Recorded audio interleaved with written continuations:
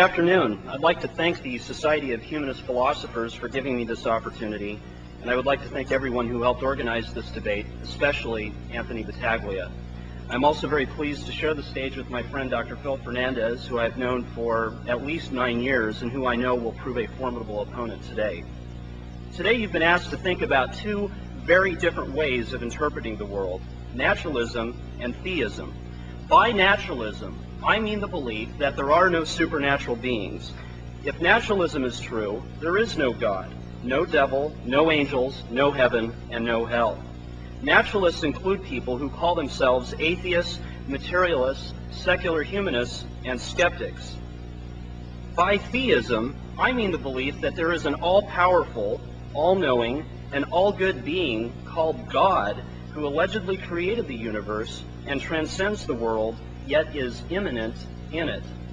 Now, the topic before us is, when you weigh the evidence for theism against the evidence for naturalism, which way, on balance, does the evidence point? In defense of a naturalistic answer to that question, I'm going to present 8 lines of evidence which are more likely given naturalism than theism. Number 1, naturalism offers the best explanation for the physical dependence of minds. Michael Tooley, a highly respected philosopher at the University of Colorado at Boulder, has stated 5 lines of evidence in support of this claim. First, certain injuries to, or diseases of, the brain make it impossible for a person to have any mental states at all. For example, think of someone in the final stages of Alzheimer's disease. My slide shows the difference in brain tissue between a healthy brain on the left and one with Alzheimer's on the right. Second, when an individual's brain is directly stimulated and put into a certain physical state, this causes the person to have a corresponding experience. Third, other injuries to the brain destroy various mental capacities. Which capacity is destroyed is tied directly to the particular region of the brain that was damaged. Fourth, the mental capacity of animals becomes more complex as their brains become more complex. And fifth, within any given species, the development of mental capacities is correlated with the development of neurons in the brain.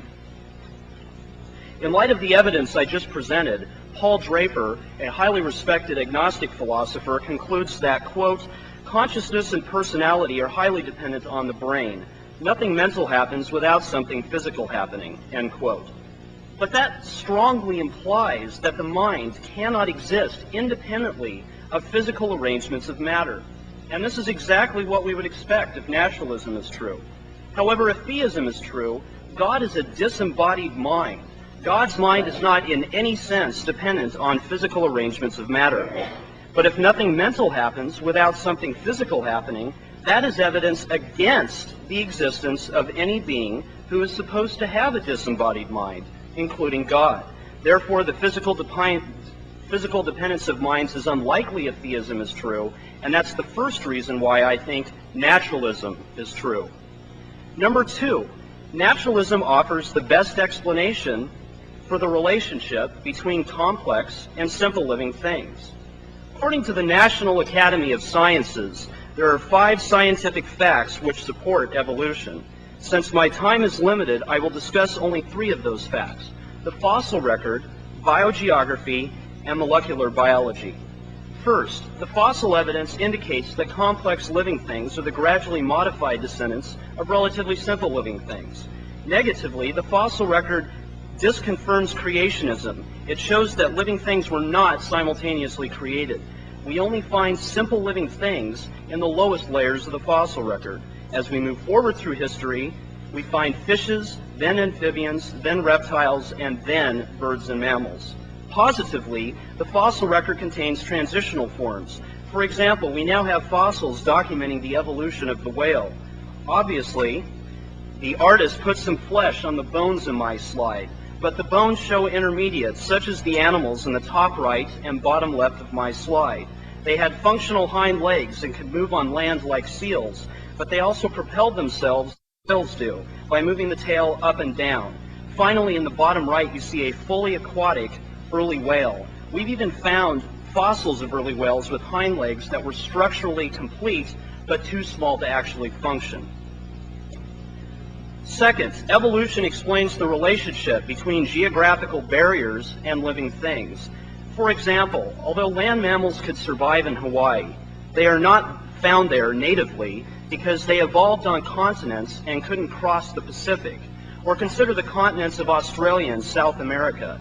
Again, although, say, apes could survive on either continent, apes evolved after the continents of Australia and South America broke away from earlier land masses. Third, evolution explains the genetic similarities and differences between different species. For example, the genes of present-day humans and chimps are 98% identical. But it's even better than that.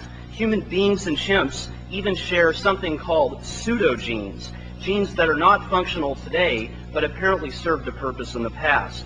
The most plausible explanation of these genetic similarities and differences is that all living things share a common ancestor. Now, if evolution is true, then God is not needed to account for the various life forms that exist today and have existed in the past, and therefore evolution is compatible with naturalism. If theism is true, however, evolution may or may not be true. Evolution is logically compatible with theism. God could have used evolution, but God could have used many other methods than evolution, methods which are ruled out by naturalism. Moreover, given that 99% of the species that have ever lived on Earth are now extinct, evolution seems like a pretty strange way for an all-powerful being to create living organisms. Did God have to keep experimenting until he got things right? Thus, evolution is some evidence for naturalism over theism. Number 3, naturalism offers the best explanation for the biological role of physical pain and pleasure. Suppose you are hiking in the forest. As you come over a steep hill, you discover that there is a blazing forest fire headed your way. Since fire is painful and potentially deadly, you would avoid the fire at all costs and thereby increase your chances of survival. The naturalistic explanation for this is obvious. If human beings are the products of evolution by natural selection, we would expect physical pain to aid survival. But of course, not all physical pain and pleasure is biologically useful. For example, consider the following description of the pain and suffering caused by Ebola. Within days of infection, Ebola patients suffer from soaring temperature and excruciating joint and muscle pain. The throat is so sore that swallowing anything, including one's own saliva, is intolerable. The skin becomes like soft bread. It can be spread apart with one's fingers and blood oozes out. Victims choke as the sloughed off surfaces of their tongues and throats slide into their windpipes. Every body orifice bleeds. Even the eyeballs fill with blood that leaks down the cheeks. In the final stages, victims become convulsive, splashing blood all around as they twitch, shake, and thrash to their deaths. Ebola, according to science writer Richard Preston, is a perfect parasite because it transforms virtually every part of the body into a digested slime of virus particles. If there is a God, don't you think he could let Ebola victims suffer just a little bit less? If we had the power to do so, we would immediately alleviate their suffering. After all, if theism is true, God could fine-tune humans so that they experience pain only when it is necessary for some greater good. But if they're going to die anyway, what possible reason could God have for letting Ebola victims experience such agonizing pain until death? The chances that such a reason would intersect with the biological goal of survival, well, it's pretty slim. On naturalism, however, we would expect people to feel pain, even when the pain will not aid in survival. Evolution by natural selection is not an intelligent process. On naturalism, there seems to be no way for creatures to have evolved so that they only feel pain when it will aid survival. Therefore, the biological role of pain and pleasure is more likely on naturalism than theism, and that's my third reason for believing that naturalism is true. Number 4, naturalism offers the best explanation for the flourishing and languishing of sentient beings. Only a fraction of living things, including the majority of sentient beings, thrive. In other words, very few living things have an adequate supply of food and water, are able to reproduce, avoid predators, and remain healthy. An even smaller fraction of organisms thrive for most of their lives, and almost no organisms thrive for all of their lives. If naturalistic evolution is true, this is what we'd expect. If all living things are in competition for limited resources, then the majority of those organisms will not survive long enough to thrive. Moreover, even those organisms that do thrive for much of their lives will, if they live long enough, deteriorate. As Paul Draper says, quote, "A Darwinian world is inevitably cruel, especially to the young, the old, and the genetically less fortunate," end quote. However, if theism is true, why would God create a world in which all sentient beings savagely compete with one another for survival? Does anyone really believe that there could be a moral justification for this? The fact that so few sentient beings ever flourish is therefore more likely on naturalism than on theism. Number 5, naturalism offers the best explanation for tragedies. On May 2nd of this year, there was a terrible accident involving a bus packed with members of a church youth group. 6 girls and 1 man died as a result. What makes this a tragedy is that, as far as we can tell, no outweighing good came from this accident. I think all of us can probably think of other examples of tragedy in this sense. Yet, if theism is true, God could prevent tragedies in many different ways, ways that would not take away our free will or our ability to develop moral character. For example, God could have prevented the recent earthquake in Turkey or the flood here in North Carolina without taking away anyone's moral freedom. And despite centuries of theological reflection by some of the greatest minds in history, most theistic philosophers now admit they have absolutely no idea why God allows tragedies like the church bus accident, the earthquake in Turkey, or the flood here in North Carolina to happen. Alvin Plantinga of Notre Dame University, a Christian philosopher who has attempted to defend theism against the problem of evil, admits, quote, "Many of the attempts to explain why God permits evil seem to me shallow, tepid, and ultimately frivolous." Of course, it's logically possible that God has a reason for allowing tragedies, a reason we mere humans don't understand. But it's also logically possible that God has extra reasons for preventing tragedies, reasons we also do not understand. Clearly then, tragedies are improbable on theism. But if naturalism is true, there are no supernatural beings who care about our suffering. Thus, we would expect tragedies, and therefore tragedies are some evidence for naturalism and against theism. Number 6, naturalism offers the best explanation for God's silence in the face of tragedies. Imagine you have a 3-year-old son with leukemia, and you have to bring him to the hospital twice a week to receive extremely painful chemotherapy treatments. In this case, his pain is for a greater good. The chemotherapy might actually save his life. But your son cries his eyes out every time you bring him to the hospital because the treatments are so painful. Although you try to explain to him why the chemotherapy is necessary, he just doesn't understand. So instead, you simply comfort him and remind him often that you love him. Just as loving parents would comfort their son while he was fighting leukemia, we would expect a loving God to comfort human beings who suffer as the result of tragedies. If theism is true, then God loves his creatures and wants all of his creatures to love him in return. However, many people find it hard to love God when they do not understand the reasons for their suffering and God seems so far away. In other words, even if God has a reason for allowing tragedies, he could at least comfort victims of suffering so that they know he loves him. Yet there are many, many victims of tragedies who report not feeling God's comforting presence, and this includes theists. This is not at all what we would expect if theism were true. However, if naturalism is true, we would expect victims of tragedy not to experience God's comforting presence for the simple reason that there is no God. Thus, God's silence in the face of tragedies is much more probable on naturalism than on theism. Number 7, naturalism offers the best explanation for the variety of theistic claims worldwide. Religious believers hold a wide variety of beliefs about the supernatural and the nature of God. Besides Christianity, there are many other religions, including Judaism, Islam, Hinduism, and Buddhism, to name just a few. All of these world religions make different claims about the nature of God and about the religious path God wants us to take. Now, let's suppose that you are an open-minded theist trying to decide which religious path to follow.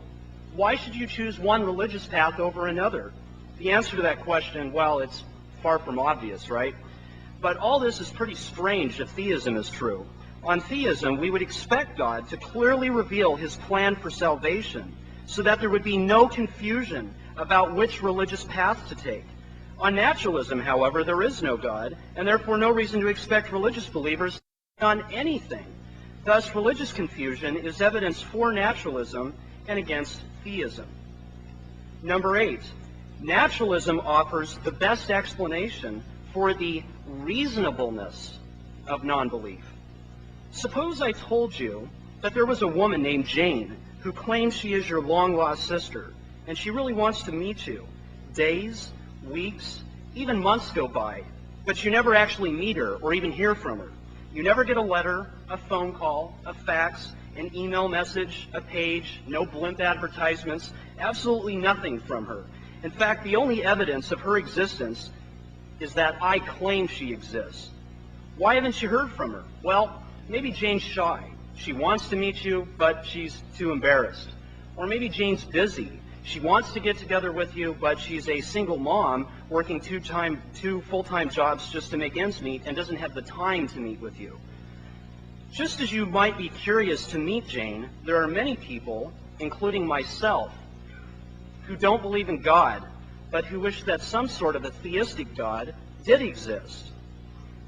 Now, the Apostle Paul in Romans 1 says that the existence of God is just obvious to everyone, even atheists and agnostics.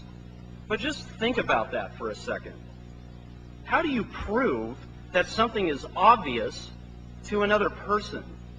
Lots of non-believers claim that the existence of God is not obvious to them. Indeed, many non-believers claim that it is just obvious that it is not obvious that God exists. Why is this evidence for naturalism over theism? Because if theism is true, we would expect non-belief in God to be unreasonable. Whatever reasons Jane may have for not revealing herself to you do not apply to God. God is not shy. God is not busy, and so forth.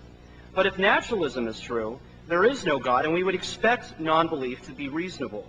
Therefore, I think reasonable non-belief is more likely on naturalism than on theism, and that's my 8th line of evidence for naturalism. So in sum, we've seen 8 lines of evidence that naturalism is true. If Dr. Fernandez wants to believe theism instead, then he's got to provide evidence of his own for theism, and then show why that evidence outweighs all of the evidence for naturalism which I've given. Unless he does that, I think it's pretty clear that the evidence points towards naturalism.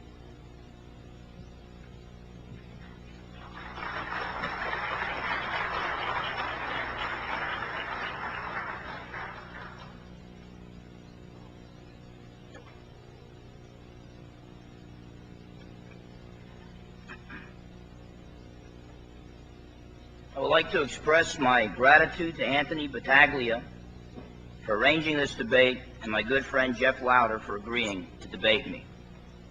I have chosen to utilize a cumulative case for God. This cumulative case will examine several different aspects of human experience that are more adequately explained by theism, the belief in a personal God, than by naturalism, the rejection of the belief in a personal God. The thesis I seek to defend is as follows: it is more reasonable to be a theist than it is to be an atheist. For purposes of this debate, I will define God as the eternal, uncaused cause of all else that exists. This being is personal, i.e. a moral and intelligent being, and unlimited in all his attributes. This being is separate from his creation, transcendent, but he is also involved with it, immanent. In short, I will argue that the God of theism exists. Number 1, the beginning of the universe. This argument is as follows: whatever began to exist must have a cause. The universe began to exist, therefore the universe had a cause. Premise number 1 uses the law of causality. Non-being cannot cause being. In other words, from nothing, nothing comes. Since nothing is nothing, it can do nothing. Therefore, it can cause nothing. Hence, whatever began to exist needs a cause for its existence. Premise number 2 contends that the universe had a beginning. Scientific evidence for the beginning of the universe includes the second law of thermodynamics, also known as energy deterioration, and the Big Bang model. The second law of thermodynamics is one of the most firmly established laws of modern science. It states that the amount of usable energy in a closed system is running down. This means that someday in the finite future, all the energy in the universe will be useless unless there is intervention from outside the universe. In other words, if left to itself, the universe will have an end. But if the universe is going to have an end, it had to have a beginning. At one time in the finite past, all the energy in the universe was usable. Since the universe is winding down, it must have been wound up. The universe is not eternal. It had a beginning. Since it had a beginning, it needs a cause, for from nothing, nothing comes. Due to energy deterioration, if the universe is eternal, it would have reached a state of equilibrium in which no change is possible an infinite amount of time ago. All of the universe's energy would already have been used up. Obviously, this is not the case. Therefore, the universe had a beginning. The Big Bang model also indicates that the universe had a beginning. In 1929, astronomer Edwin Hubble discovered that the universe is expanding at the same rate in all directions. As time moves forward, the universe is growing apart. But this means that if we go back in time, the physical universe would get smaller and smaller. Eventually, if we go back far enough in the past, the entire universe would be what scientists call a point of infinite density, or a point of dimensionless space. However, if something is infinitely dense, it is non-existent, for existent things can only be finitely small. The same can be said for points of dimensionless space. If a point has no dimensions, it is non-existent, for it takes up no space. Of course, we're talking about the physical universe. If a point has no dimensions, it is non-existent, for it takes up no space. Therefore, if the Big Bang model is correct, it shows that the universe began out of nothing a finite time ago. There have been 2 main attempts to refute the beginning of the universe. The first is called the steady state model. This view holds that the universe never had a beginning. Because of the mounting evidence for the Big Bang model, this view has been abandoned by most of its adherents. The second attempt to evade the beginning of the universe is called the oscillating model. This model teaches that at some point during the universe's expansion, gravity will halt the expansion and pull everything back together again. From that point, there will be another Big Bang. This process will be repeated over and over again throughout all eternity. However, the oscillating model fails. First, there is no known principle of physics that would reverse the collapse of the universe and cause another Big Bang. Second, scientific research has shown that the universe is not dense enough for gravity to pull it back together again. And third, even if it could be proven that several Big Bangs have occurred, the second law of thermodynamics would still require that there was a first Big Bang and therefore a last Big Bang. Many scientists accept the beginning of the universe but believe that it does not need a cause. The evidence proposed by these scientists consists of speculation dealing with quantum physics, the study of subatomic particles. Appeal is made to Heisenberg's principle of indeterminacy in order to claim that quantum particles pop into existence out of nothing entirely without a cause. However, Heisenberg's principle does not necessitate such an absurd interpretation. Simply because scientists cannot presently find the causes for quantum events does not mean that the causes do not exist. All that Heisenberg's principle states is that scientists are presently unable to accurately and simultaneously measure both the position and the momentum of a subatomic particle. If this principle proved that events can occur without causes, then this would destroy one of the pillars of modern science, the principle of causality. Every event must have an adequate cause. It seems obvious to me that the principle of causality is on firmer epistemological ground than the belief that things can pop into existence without a cause. Non-being cannot cause being. The universe had a beginning, then it needs a cause. Besides the scientific evidence, there is also philosophical evidence for the beginning of the universe. If the universe is eternal, then there would be an actual infinite number of events in time. However, as Zeno's paradoxes have shown, it is impossible to traverse an actual infinite set of points. If we assume the existence of an infinite amount of actual points between two locations, that's a big assumption, then we can never get from location A to location B. Since no matter how many points we have traversed, there will still be an infinite number of points left. If the universe is eternal, then there must exist an actual infinite set of events in the past, but then it would be impossible to reach the present moment. Since the present moment has been reached, there cannot be an actual infinite set of events in the past. There could only be a finite number. Therefore, there had to be a first event, hence the universe had a beginning. It should also be noted that if it is possible for an actual infinite set to exist outside of mind, contradictions and absurdities would be generated. To illustrate this point, let's look at two infinite sets. Set A consists of all numbers, both odd and even. But set B contains only all the odd numbers. Set A and set B are equal since they both have an infinite number of members. Still, set A has twice the number of members as set B, since set A contains both odd and even numbers, while set B contains only odd numbers. It is a clear contradiction to say that set A and set B have an equal amount of members, while set A has twice as many members as set B. Therefore, actual infinite sets cannot exist outside the mind. Actual sets existing outside the mind can only be potentially infinite, not actually infinite. These sets can be added to indefinitely. Still, we will never reach an actual infinite by successive addition. Therefore, the universe cannot have an actual infinite number of events in the past. The universe had a beginning. Since the universe had to have a beginning, it had to have a cause. For from nothing, nothing comes. But if the universe needs a cause, what if the cause of the universe also needs a cause? Could we not have an infinite chain of causes and effects stretching backwards in time throughout all eternity? Obviously, the answer is no. For we have already shown that an actual infinite set existing outside of a mind is impossible. Therefore, an infinite chain of causes and effects is also impossible. There had to be a first uncaused cause of the universe. This uncaused cause would be eternal, without beginning or end. Only eternal and uncaused existence can ground the existence of the universe.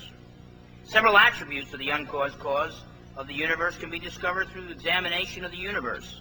This debate hopefully is evidence that intelligent life exists in the universe. Since intelligence is a perfection found in the universe, the ultimate cause of the universe must also be an intelligent being, for intelligence cannot come from non-intelligence. No one has ever shown how intelligence could evolve from mindless nature.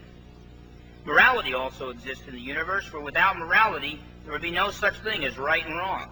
However, the moral judgments we make show that we do believe there are such things as right and wrong. Still, nature is non-moral. No one holds a rock morally responsible for tripping it. There is no way that mere molecules in motion could produce moral values. Since nature is non-moral but morality exists in the universe, the cause of the universe must be a moral being. Therefore, the uncaused cause of the universe must be an intelligent, moral being.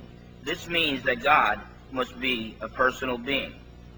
Number two, the continuing existence of the universe. Experience shows us that limited dependent beings exist. These limited dependent beings need other beings for their continued existence. For example, I depend on air, water, and food to sustain my existence. However, adding limited dependent beings will never give us an independent and unlimited whole. Therefore, the sum total of limited dependent beings is itself limited and dependent.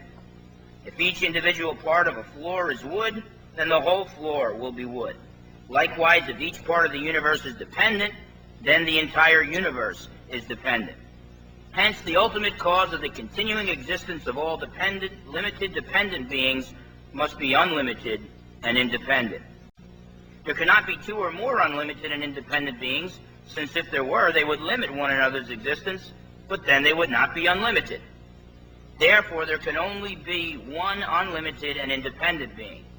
This being must have all its attributes in an unlimited way, otherwise it could not be an unlimited being. This being must be all-powerful, for he is the source of all the power in the universe. No other power can limit him. He is eternal, for he is not limited by time. He is everywhere present, since he is not limited by space. He is immaterial, since he is not limited by matter. This being must be all good, since he is not limited by evil. He must also be all-knowing, since he is not limited by ignorance. Since mindless nature works towards goals, such as acorns always becoming oak trees and not something else, there must be an intelligent designer overseeing natural processes.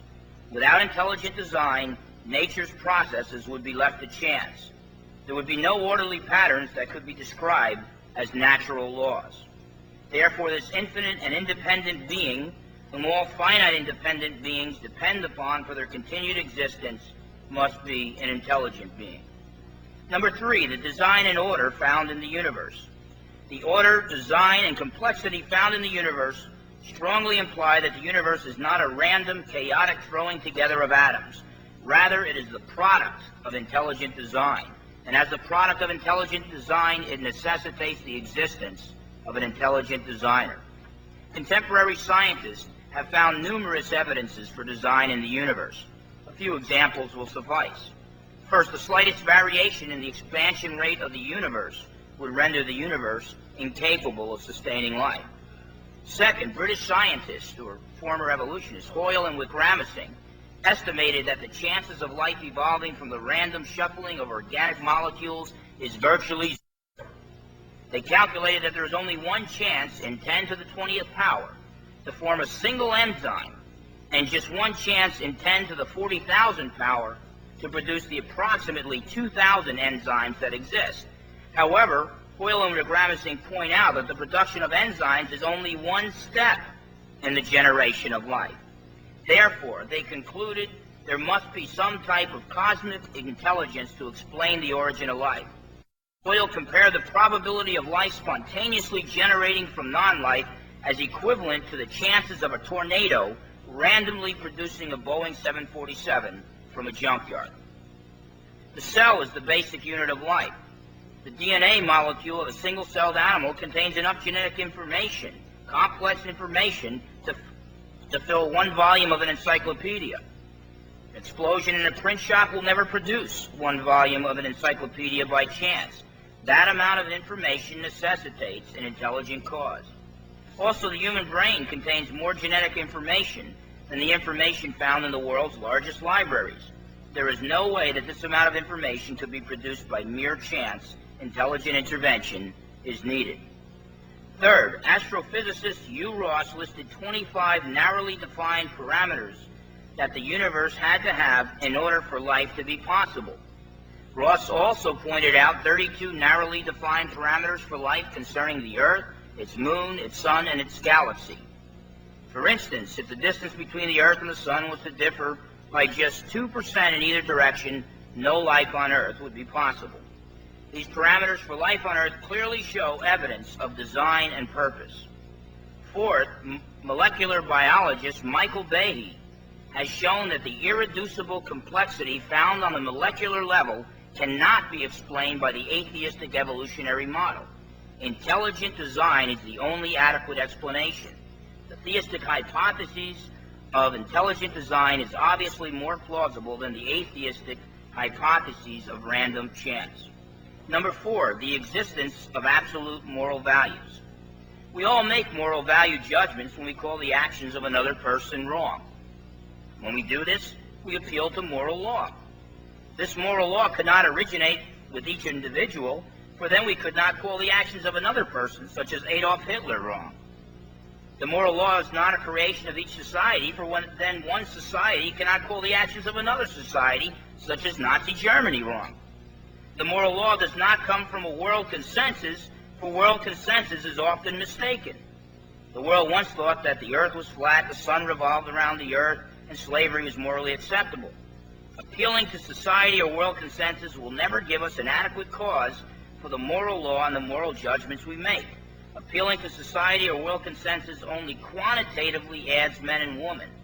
What we need is a moral law qualitatively above man. This moral law must be eternal and unchanging so that we can condemn the actions of the past, i.e. slavery, the Holocaust, etc. The moral law qualitatively above man is not descriptive of the way things are, as is the case with natural laws. The moral law must be prescriptive. It prescribes the way things ought to be. Prescriptive laws need a prescriber. Therefore, a moral lawgiver must exist, and this lawgiver must be eternal and unchanging. Number 5, the absurdity of life without God. What hope can an atheist offer mankind? People on their deathbeds don't usually call an atheist to comfort them. Normally, a preacher or priest is summoned. Even if an atheist could guarantee us 70 years of happiness, what good would that be when compared with the eternity of non-existence that follows? If there is no God, then Hitler will not be punished for his evil deeds, and Mother Teresa will not be rewarded for her generous works of charity. If there is no God, then a million years from now it would make no difference if you were a Hitler or a Mother Teresa. Can life have any ultimate meaning if there is no God? If non-existence is what awaits us, can we really make sense of life? You live and then you die. There are no eternal consequences. Hitler and Mother Teresa have the same destiny. We all finish our meaningless journeys in total nothingness. The famous atheist Bertrand Russell admitted that man is the product of causes which had no provision of the end they were achieving, that his origins, his growth, his hopes and fears, his loves and his beliefs are but the outcome of accidental collocations of atoms, that no fire, no heroism, no intensity of thought and feeling can preserve an individual life beyond the grave, that all the labors of the ages, all the devotion, all the inspiration, all the noonday brightness of human genius are destined to extinction in the vast depth of the solar system, and that the whole temple of man's achievement must inevitably be buried beneath the debris of a universe in ruins.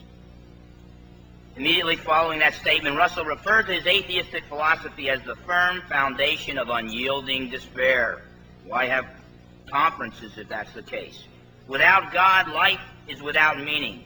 However, if there is a God, then there is hope. The God of the Bible guarantees the defeat of evil and the triumph of good. He guarantees that Hitler will receive his punishment and Mother Teresa will receive her reward. God gives life meaning, for how we choose to live our lives on earth brings eternal consequences. God is our reason to be optimistic about the future. Only He can overcome our fear of death. Only He can defeat evil. Without God, meaningless existence is all we face. Without God, there is no hope. Number 6, the failure of naturalism. I have shown that naturalism cannot adequately explain the beginning of the universe, its continuing existence, the design found in the universe, or the existence of absolute moral values.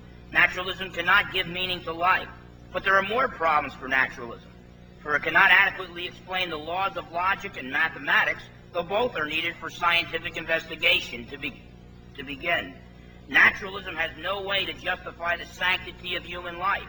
It cannot offer a plausible explanation for human free will and human responsibility. In conclusion, theism is more reasonable than naturalism. Naturalism either tries to explain away the aspects of reality we have discussed, or it acknowledges these aspects of reality but says they are just there. Naturalism becomes either an explaining away of the evidence or a total non-explanation, whereas theism offers a reasonable explanation of the evidence. Hence, theism is more reasonable than naturalism. Thank you.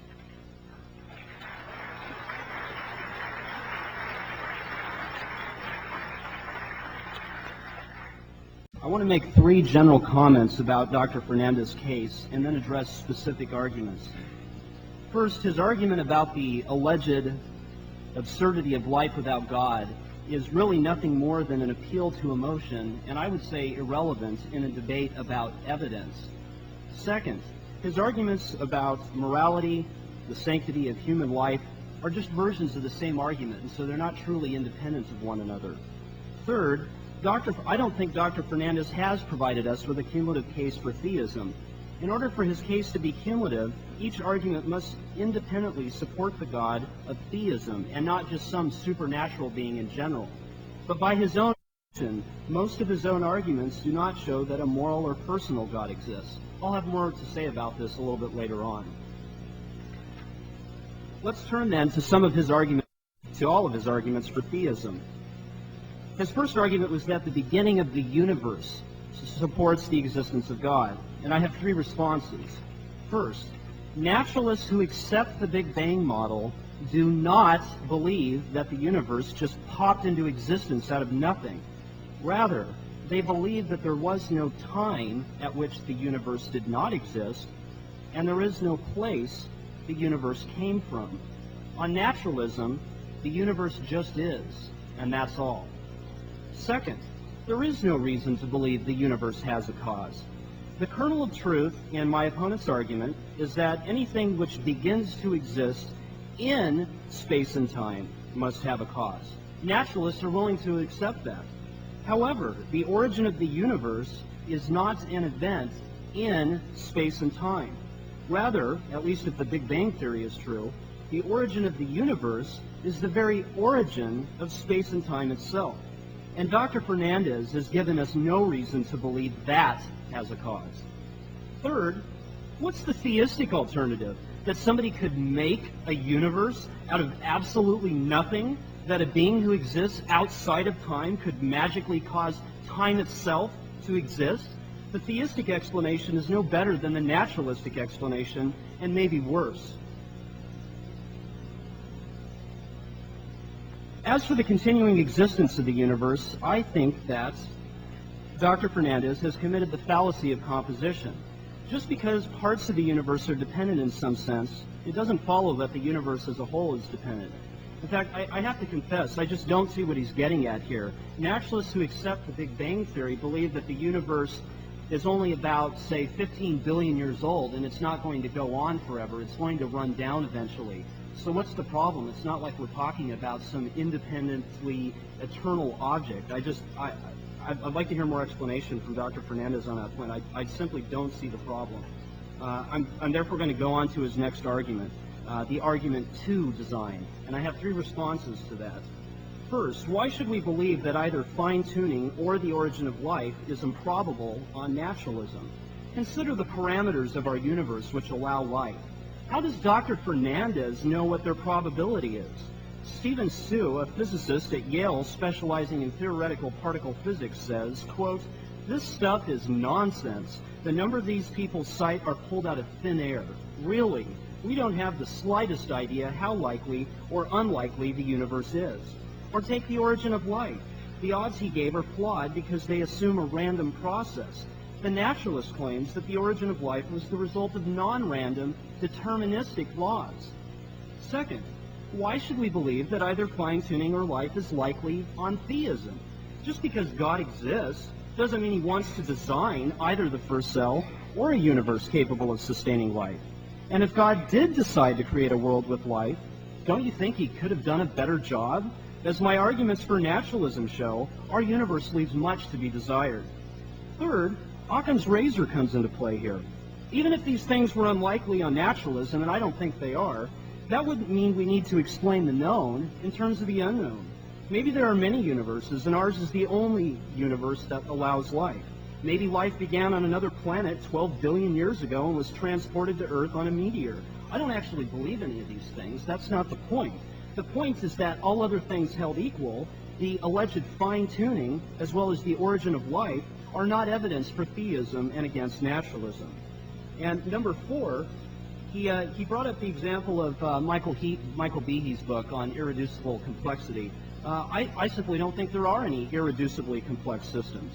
To say that a biological system is irreducibly complex assumes that if the system was missing a part, it could not have been functional in any environment for any reason.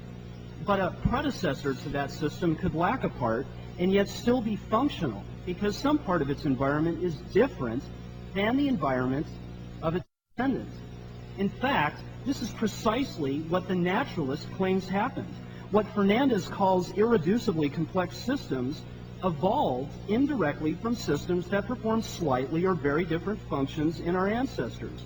Given how little we know about ancestors, how could Fernandez possibly show that precursors could not have performed different functions in our ancestors? Biochemistry is very young and very complicated, and I just think this is a totally premature conclusion for him to draw. Thus, if evolution is true, we shouldn't expect to know how such systems evolved, at least not yet. His next argument for theism was the moral law. And I just want to make two comments very briefly. First, objective morality is logically compatible with naturalism. Indeed, Richard Swinburne, arguably the most influential Christian philosopher today, says that, and I quote, "If morality is objective, the naturalistic," let me say that again, "the naturalistic account of it is correct, and morality is based on a set of logically necessary truths." Second, God's commands could create moral obligations if and only if there is an already existing moral obligation to obey God's commands. Thus, even if God exists, there is at least one moral obligation, the obligation to obey God, that holds independently of God, and therefore this is no evidence for theism. Turning again very briefly to his argument about the alleged absurdity of life without God, I've already shown that this is irrelevant. Again, I just want to emphasize the topic of our debate is naturalism versus theism. Which way does the evidence point? We are not here to discuss naturalism versus theism, which view makes us happy. After all, just because a statement is depressing does not make it false, and therefore I just think this is irrelevant. But he says, how can there be any ultimate meaning? And I think that this, even though I think that this is technically irrelevant to the topic of our debate, I want to address this because I know that this is a question many people have. And I want to say that Dr. Fernandez is absolutely right that if there is no God, life would have no ultimate meaning. Ultimate meaning. But just because life has no ultimate meaning does not mean that it is meaningless. Even if there is no purpose of life, there can still be purpose in life. In fact, this is widely recognized even by Dr. Fernandez's counterparts in the Society of Christian Philosophers. Michael Peterson, Bruce Hasker, or William Hasker, Bruce Reichenbach, and David Basinger point out in their book published by Oxford University Press, Rationality and Religious Belief, I think is the title of it. They say, quote, "The burden of proof clearly lies with the believer. What the believer must establish is that non-believers who deny cosmic, or as I call it, ultimate meaning, but still claim to possess personal meaning, are not justified in maintaining this position." And Dr. Fernandez hasn't even come close to showing that. As they go on to say, quote, "There appears to be no widespread scientific, psychological, or physiological, or logical support for the claim that one cannot justifiably claim to have personal meaning if one denies cosmic meaning," end quote. And I think this is just apparent if you look at the lives of some of the more famous non-theists, like Bertrand Russell. Is Phil Fernandez actually going to say that Bertrand Russell had a meaningless life? I'm sorry, I just don't buy that. That seems absolutely absurd to me. I think it's quite obvious that Bertrand Russell and several other non-theists have had very meaningful lives. It may not have been ultimately meaningful in a theistic sense, but it was clearly meaningful. And in fact, that reminds me, he quoted Bertrand Russell, who talked about a life built upon the firm foundation of unyielding despair. And I think it's important to point out the context of that quotation is not what my opponent thinks it was.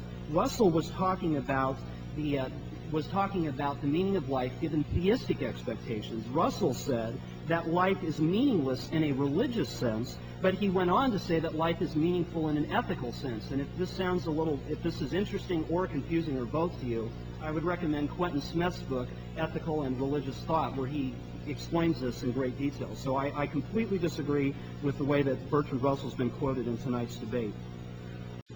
His next and final point was the failure of naturalism, and I understand that in an opening statement you're only supposed to give arguments for your position, and you wait until your rebuttal to refute the evidence that your opponent gives. But I do have to say I think it was a bit premature to say the failure of naturalism when he hadn't yet addressed my arguments.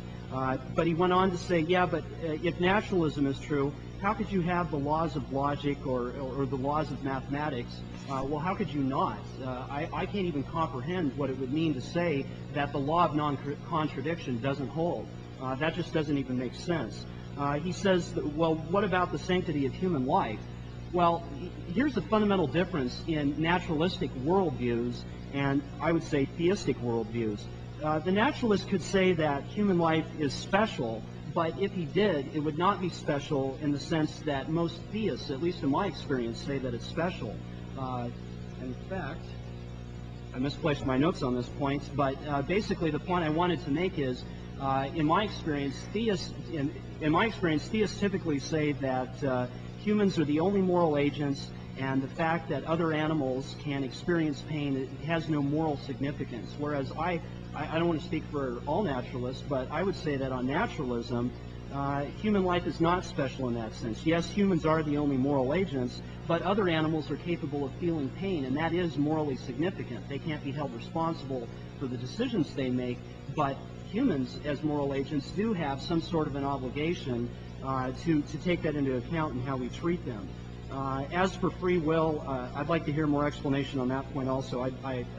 He hasn't really given an argument for theism. He just says that we can't account for free will. Look, he's got the burden of proof here. If he wants to say that free will provides evidence for theism, then he needs to explain that. Take that into account, add in the 8 arguments for naturalism, which I gave that haven't been addressed, and I think it's pretty clear the evidence still supports naturalism and not theism. Thank you.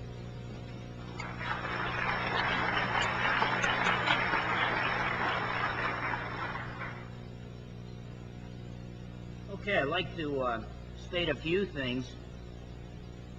Jeff listed 8 areas where he believed that 8 lines of evidence for naturalism is what he referred to them as. He said that naturalism provides the best evidence for the physical cause of minds, or the mind's dependency on the physical. In this present state of existence, I know of no theist who would argue that the immaterial mind is in some way dependent upon the physical brain. Okay, but that's not the issue. The issue is there an immaterial mind? So he's really not addressing that. He's missing the point. I'd also like to refer to the research of Habermas and Moreland, 2 Christian philosophers. Their work, Immortality, the Other Side of Death. They discussed the results of recent brain research independently by several scientists who were of the naturalistic mindset. Wilder Penfield, Roger Sperry, Hans Kuhnhuber, and B. Leibniz. Their research seems to indicate that human decision-making processes occur apart from the brain, though it does affect brain state. They basically learn to prod certain areas of the human brain and get people to raise their right hand, and they would ask the people, well, what happened? They thought the people were going to say, I decided to raise my right hand, and I did. And instead, the people responded, you raised my right hand. And so it seems to at least imply that the decision-making doesn't occur in the brain. Decision-making occurs somewhere else and acts upon the brain. But I would agree with him that the present state of the mind is somewhat dependent upon the brain, but that doesn't prove naturalism one bit. Number 2, he talked about that naturalism is the best explanation for the relationship between the simple and complex life forms, and he mentioned the fossil record as that being the place where you would find that evidence.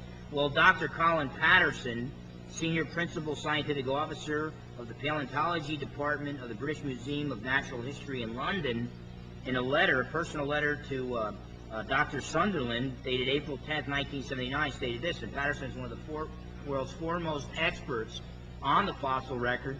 He is an atheistic evolutionist, and he stated this: I fully agree with your comments on the lack of direct illustration of evolutionary transitions in my book. If I knew of any fossil or living, I would certainly have included them. Yet Gould and the American Museum people are hard to contradict when they say there are no transitional forms. You say that I should at least show a photo of the fossil from which each type of organism is derived. I will lay it on the line. There is not one such fossil for which one could make a watertight argument. Now, he continues to believe his atheistic evolution, but here's the foremost expert on the fossil record, and he admits that the evidence is not there, whereas Jeff is claiming that it is. And this idea the lowest levels are simple, and then you get more complex as you go on, that's the rule. Well, there's probably as many exceptions to the rule as there are rules. It took millions of years for these layers to form. One wonders how these exceptions took place. One wonders about the problem of polystrate fossils, trees growing through several layers that supposedly took millions of years to form. So I don't think you're going to find the evidence for evolution in the fossil record. He mentioned molecular biology. Michael Behe's work there, and by the way, Dawkins has been asked to debate Michael Behe and has turned him down, and I think it's a good decision. Michael Behe is a microbiologist. He's the associate professor of biochemistry at Lehigh University, and he argues that the irreducible complexity of subcellular organic structure shows that they could not have evolved. He gives several examples from psyllium, what he says that the structure that some cells use to swim in, blood clotting, how cells transport materials from one subcellular compartment to another, the origin of the immune system, the intricate system required by the cell to make just one of its building blocks. Behe argues that these molecular mechanisms are comprised of many parts that interact in complex ways, and that no single part can function usefully unless all the other parts are present. And then he argues that there's no way that these systems could be produced step by step, and therefore these molecular mechanisms are designed, and he compares them with the design of spaceships and computers. Now, this is a guy coming from the evolutionist camp. He is right now a theistic evolutionist, so this is not your special creationist camp, but he seems to be the expert in the field that secular humanists need to dialogue with if they want to make that case.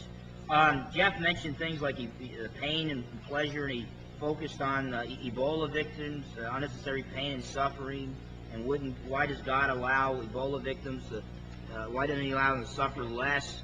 He talks about tragedies such as the church youth group, the bus, and several died, and no good could come out of this, but Jeff is an infinitely wise being, so I don't see how he could say that no good can come out of this. God often uses tragedies to draw people to himself so they don't fall in love with this present life, and so they hope for a hereafter. In fact, Blaise Pascal went on to argue that the only good thing about this present life, and he's overemphasizing his point, the only good thing about this present life is the hope of another life after this one. So God often uses suffering to draw people to himself. In fact, William Lane Craig has basically stated that evangelical Christianity is experiencing its most rapid and sustained growth in countries that are experiencing intense suffering. An example he gives is El Salvador, where over 80% of the population live in poverty. In 1960, only 2.3% of the population were evangelicals. Now, well over 20% of the population are evangelicals. The same could be said about China, the Philippines, Ethiopia. And so it seems that God uses suffering to draw people to himself so that they would not be all caught up in this present life. Jesus of Nazareth said, "Man does not live on bread alone, but on every utterance of the mouth of God." We fell, according to Christian theism, we fell in the garden. Things aren't the way they ought to be, and that the only solution to the problem of evil, and by the way, the problem of evil is just not a hypothetical problem, and I'd like to hear a definition of it from Jeff. How does the atheist define evil? Because how do you define a crooked line unless you have some concept of a straight line? What is evil unless it's the perversion of something that is ultimately good? Okay? So I think atheism has a problem defining evil, number one. Number two, even if the atheist admits that evil is real, and if you don't, then I think Christian theism is superior. Christian theism can look at the Ebola sufferer and say that is the product of evil. That's not the way things ought to be. If the atheist can't call that evil, then I think the Christian is on higher moral ground right there to be able to say that is really evil. That's number one. But number two, if the atheist admits that evil is real, what solution do you have for it? Seems to me that in the end, if Bertrand Russell is right, if atheism is right, then evil and human suffering wins. The universe dies. And I think the Apostle Paul was onto something when he said, if the dead are not raised, if there's no life after death, then let us eat and drink, for tomorrow we die.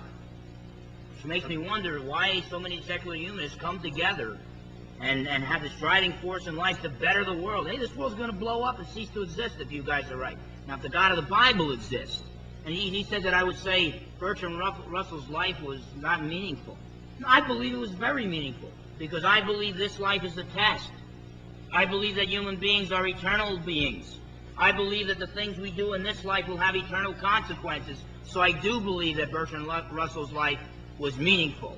However, by Bertrand Russell's own words, I think we see that there was no ultimate meaning for his life, if his views were correct. But my problem is, if there's no ultimate meaning, well, what's the big deal? I mean, it was basically you make a lot of money, you feed a lot of people, you build a lot of buildings, and then eventually the whole universe dies. If there's no ultimate meaning, it seems to me being proud of finding meaning in buying a brand new Corvette or helping somebody in need, in the end, it didn't amount to anything. So I think this is more than an appeal to emotion here. I think this is something very important. And I think when atheists get together and have a passion to argue against the existence of the God of the Bible, I think they're actually living inconsistently with their belief system, and they'd be more consistent if they just say, well, let us eat and drink, for tomorrow we die. So I think if there's no meaning with a capital M, then you could take all the meanings with little m's and just toss them aside, because in the end, total non-existence, that's all there is. And religious confusions. This seems to create the fallacy, if they all disagree, they must all be wrong. Okay? In fact, I would agree with the 1961 Turcaso versus Watkins Supreme Court decision that even secular humanism is in some sense religious. So if you want to say Christianity and the other religions all disagree, therefore they must all be false, we'll throw atheism in there too. But the fact of the matter is, just because you got 5 guys who disagree on something doesn't mean they're all wrong. One of them might be right. Now, I provided some real good evidence that theism is correct. He disagrees, Jeff disagrees with me, but I think I've made a really good case. Let me just talk a little bit about my case. The origin of the universe. There's only a few options here. Either the universe is eternal. When the Big Bang model popped on the scene, that was a defeat for atheism. And I would like to see more honest atheists admit that, or agnostics admit that, like Robert Jastrow, who said that when scientists have scaled the highest mountains, they got there and found a band of theologians waiting for them for several centuries. Okay? I would like to see a little bit more honesty on that. When science showed that the universe had a beginning, that was a defeat. Not a victory, a defeat for atheism. So throw out the eternal universe. And then this idea that the universe popped into existence totally without a cause, he says that atheists don't hold to that. I heard it from Quentin Smith's mouth. And Quentin Smith is one of the leading atheist philosophers today. And in fact, Jeff attended that as well. Others would argue maybe it had a beginning, but it caused its own beginning. That's impossible. That's absurd. For something to cause its own existence, it would have to pre-exist its own existence in order to bring its own existence about. Okay? Many pantheists would argue the universe is not an illusion. I don't think we need to debate that point. I think we're both in the same camp here, that there is a real universe. And so I think that by far the evidence points in the favor of the universe being caused to exist by an eternal, uncaused cause.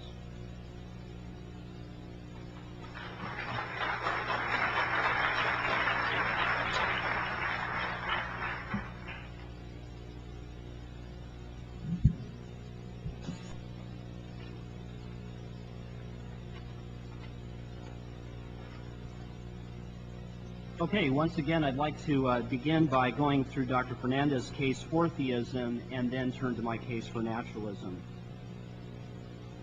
First, I made the point that some of his case seems to me to be nothing more than an appeal to emotion. I said that the alleged absurdity of life without God is nothing more than an appeal to emotion, and I'm going to deal with that when I get into his case.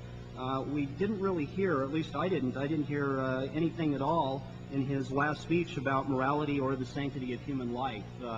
And I actually didn't hear anything at all about my argument that his case is not a cumulative case for theism. I just think this is obvious. I don't think that each of his arguments establishes the God of theism. Yeah, if they were true, they would show that some sort of supernatural being exists, but that's not the same thing as theism. And so he doesn't have a cumulative case for theism. Of course, if that's all I said, it would still be possible that naturalism wasn't true either. I need to refute some of the arguments that he's given to be able to maintain that naturalism is true. And I want to do that right now.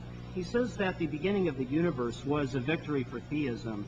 I couldn't disagree more with that. I think this sounds like the sort of thing that John Templeton's money machine has made possible. The amount of research he's pumped into books and newspaper articles claiming that science has found God. Nothing's really happened new in science. Yeah, we now believe that the Big Bang Theory is true, but it's not like we have any new substantive evidence. When I believed in God, the last time I debated Dr. Fernandez, I believed in God. I was a theistic evolutionist. I believed in Big Bang cosmology then. Then I became an agnostic, and I still believe Big Bang cosmology. And now I'm an atheist and a naturalist, and I believe in the Big Bang model. Not once in all of those different stages of my life have I ever thought that the Big Bang Theory provides evidence for theism. I didn't even think that was when I was a theist. And he says, yeah, but Quentin Smith says that if you're an atheist or a naturalist and you accept the Big Bang Theory, then you have to believe it came out of nothing.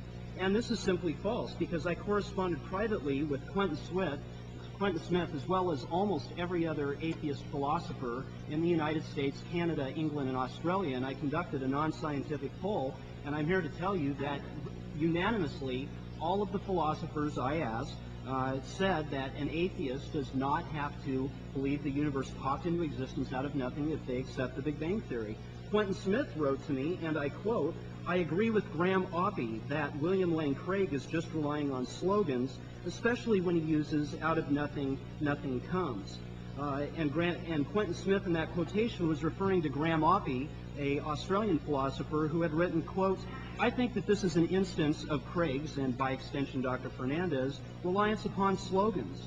What atheists should want to say is that the universe has no cause. There is the universe, and that's all. There is nothing in this which conflicts with the idea that nothing comes from nothing, because the universe doesn't come from anywhere." And I could produce you an entire page and a half of quotations from virtually every atheist philosopher in the English-speaking and industrialized world who denies what Phil Fernandez says that they believe.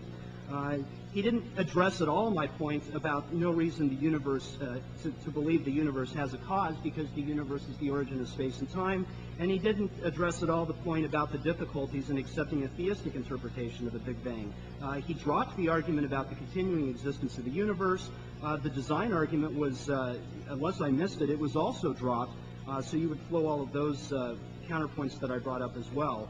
He dropped the moral argument. The next thing that he addressed was the absurdity of life without God, and he says he thinks this is very important. Outside of this room, outside of this debate, I agree with you, but that's why I addressed the point that life can have meaning even though there is no meaning of life. Again, there's a difference between ultimate meaning and personal meaning, and his response to that was, yeah, but if naturalism is true, there is no ultimate meaning. Right, I agree with that, but you never denied the fact that there's personal meaning. And he says that Russell believed, and again, the point about Bertrand Russell is a case in point. He says that Bertrand Russell says there's no ultimate meaning if naturalism is true. Exactly. I've been granting that from the beginning of this debate, but my point is that naturalists believe that there is personal meaning in life, and he can discount that, but I think I speak for most naturalists when I say that personal meaning is more than enough to satisfy us. If Dr. Fernandez doesn't find personal meaning satisfying, that's fine, but we do find it satisfying, and he shouldn't just dismiss that. He didn't address at all his argument about the alleged failure of naturalism in his last speech. Turning to my case for naturalism, he says that most theists would grant this. And I guess that's true. I guess my only response is they may grant it. It may even be logically compatible with theism. But the fact remains that the dependency of the mind on the brain is not what we would expect on theism prior to examining the evidence. And he never addressed that. I'm not making some sort of a deductive argument for naturalism. This is a probabilistic argument, and he never addressed that. He says Habermas and Moreland conducted a study. I'm not familiar with that study, so I don't want to comment it on this debate, but I'd be happy to look into it and correspond with you privately on that matter. He talks about evolution, and he says that the fossil record contradicts evolution, and specifically Colin Patterson admits in a private letter to Luther Sunderland that there was no fossil evidence. This is completely false. I'm actually writing a rebuttal to creationist David Noble, and when I walk over to my laptop before the question and answer period, I'll produce you a quotation from Colin Patterson who says he's been completely misquoted by creationists. Phil Fernandez completely drops my point about biogeography, and as far as molecular biology, he just appeals to Behe, completely ignoring the objection I raised to Michael Behe's work. There are no irreducibly complex systems. Behe's begging the argument. Pain and pleasure, he simply says that, well, God may have some reason for allowing this that we don't know about. Yeah, he may, but as I pointed out in my speech, God may also have reasons we don't know about for preventing pain and pleasure to play the role that they do, and he didn't really address that. He said God uses tragedies like this to lead people to theistic belief. Well, I guess that's one way to look at it. I sort of think that, if there is a God, I don't think he would need to use tragedies. And I guess we're just going to have to appeal to what each member of the audience thinks on this point. That's like saying that in order to get my wife to love me, I have to beat the crap out of her. That's not at all the case. I'm sorry, I just don't buy that. He completely dropped my argument about the flourishing and languishing of sentient beings. Again, on the argument from tragedies, he makes points. He says, how does the atheist define evil? Point of clarification, if I'm not mistaken, I never actually used the word evil in my speech, so technically that's irrelevant. But I want to address the claim that atheism or naturalism can't present the problem of evil. What he's missing here is that tragedies are a challenge to the internal coherence of a theistic worldview. Theists believe certain acts are evil. Theists believe God is good. Theists believe good persons are opposed to evil. So Dr. Fernandez needs to explain why a God who is good, in his sense of good, would allow so much apparently pointless evil in his sense of evil. If he can't explain it, then that is a problem for the internal coherence of his worldview, whether or not I have any definition of evil. Turning to the argument about God's silence in the face of tragedies, he's completely dropped that in the debate, and I think that's an extremely powerful argument for naturalism. Religious confusion does not assume that if they all agree, they must be wrong. What he's missing here is that if there is a God, he hasn't clearly revealed the religious path he wants theists to take, and that's not the same thing. As for the argument for reasonable nonbelief, that was just completely dropped in the debate. So once again, I think the evidence for naturalism totally outweighs what little we've heard for theism.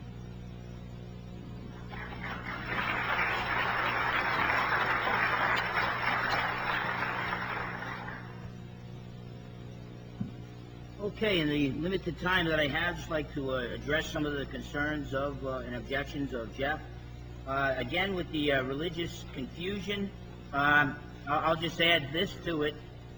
He assumes every human being is honestly seeking God or honestly open to God's existence.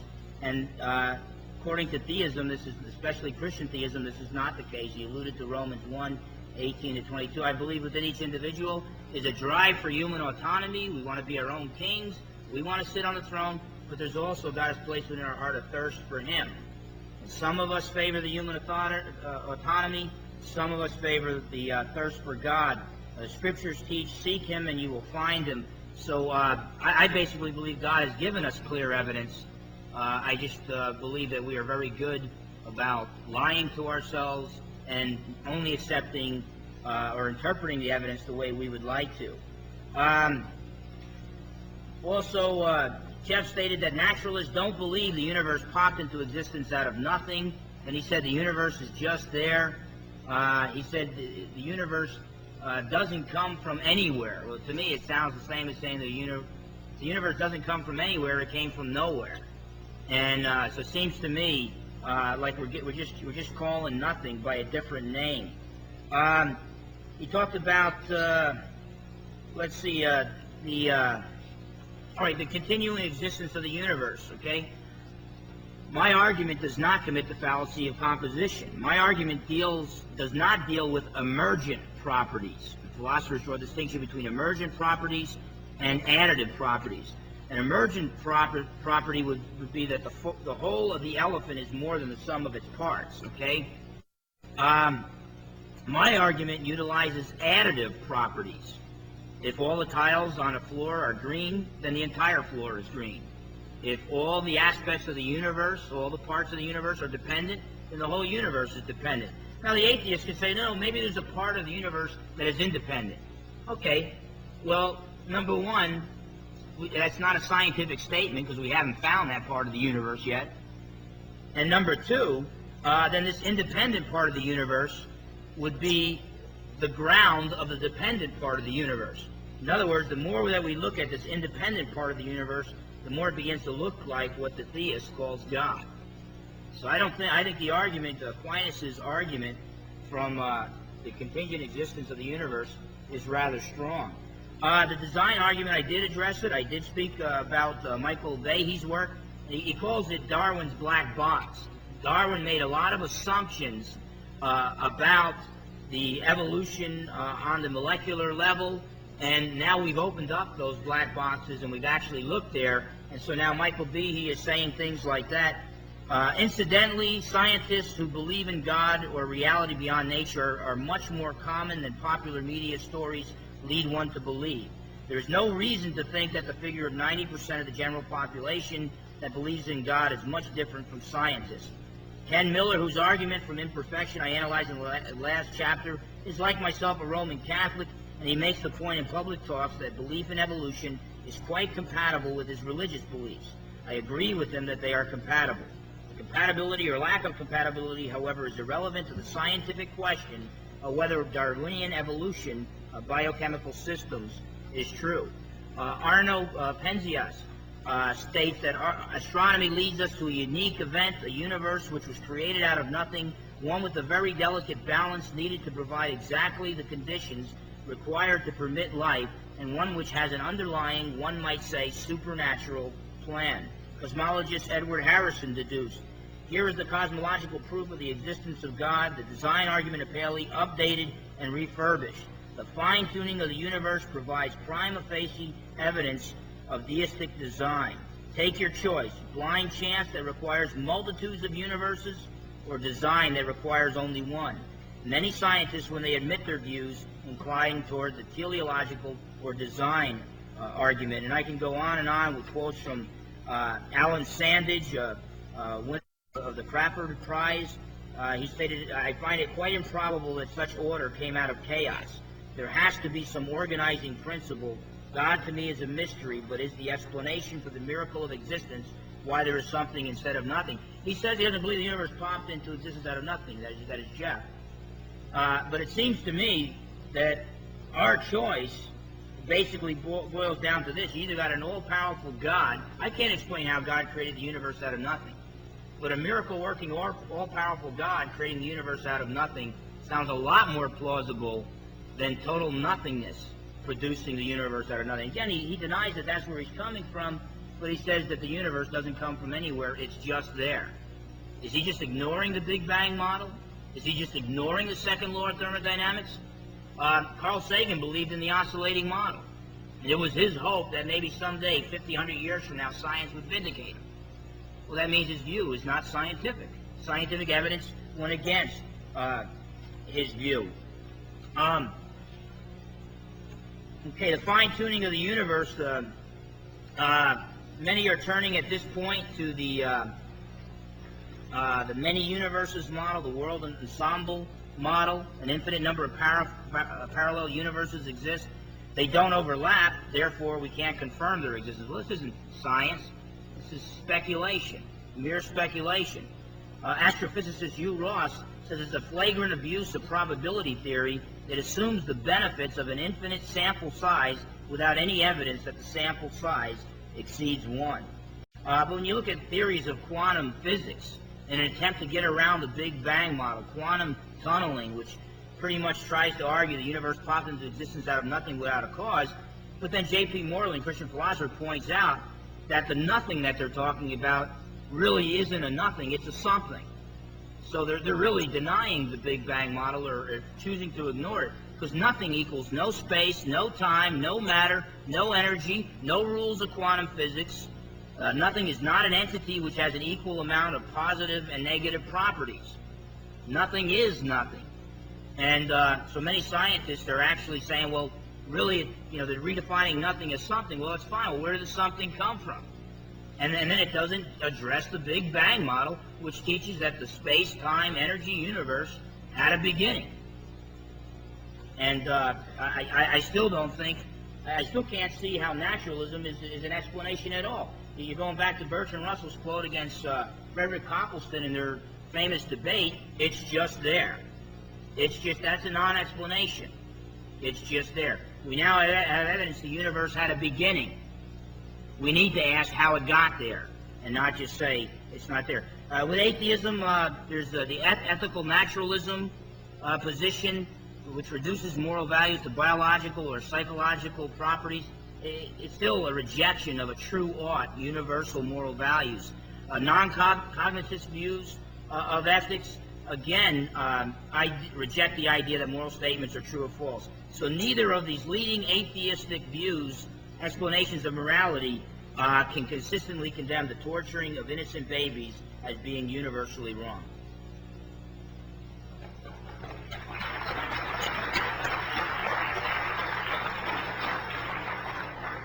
Which speech are we in? I lost track. We are now at the 5-minute closing statement for both of you. Sorry about that. I got so caught up, I lost track.